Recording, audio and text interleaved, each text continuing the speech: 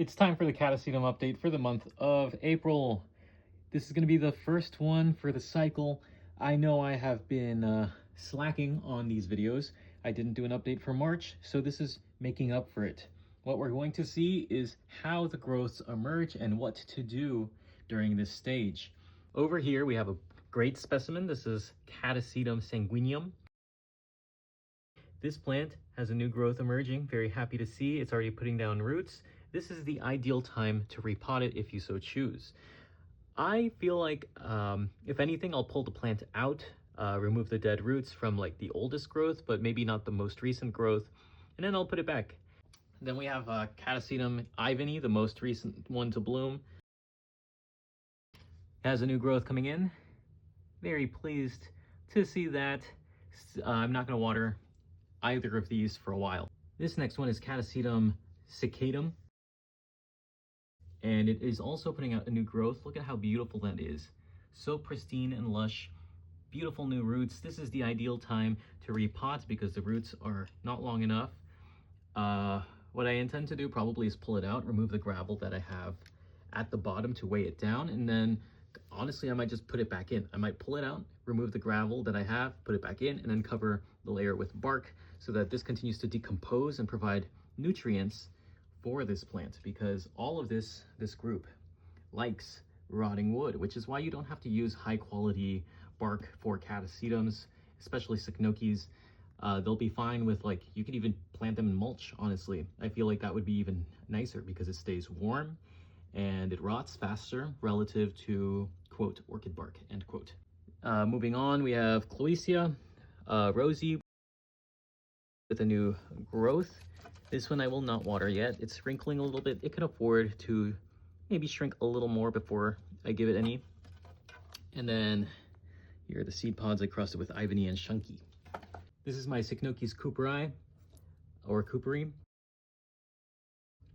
I repotted it by pulling it out and shifting it back. If you recall, this was more towards the edge because I had to lay this down here in the center. Now it's growing from the middle, and it was like this. So it was growing towards the center of the shelf, which is where the most concentration of light is. So I turned it here so it kind of bends that way and straightens out. And then over here I have the Mormodes. These have been the most active. This is actually the size that you probably want to water them. The Mormodes can get water earlier. So these, honestly, I've been stalling. I could go ahead and water. I should probably water these now.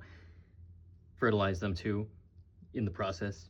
Next we have this mystery Catasetum. I don't know what it is. It's growing a new growth though, so I'm excited to see what it'll look like when it does bloom. My friend says that it could be Pileatum, which is cool. This one, if it is the Pileatum that he's thinking it could be, is a white flower with, I think, either pink blush or pink speckles. This is my Mormodes tapuiensis. It smells like fresh cut grapefruit.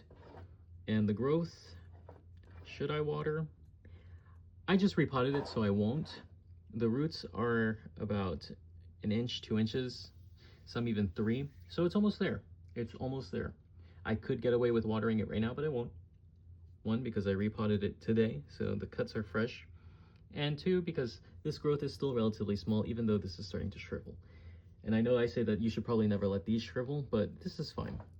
It shouldn't look like what this looked like when this was in flower. All the water was in the flowers.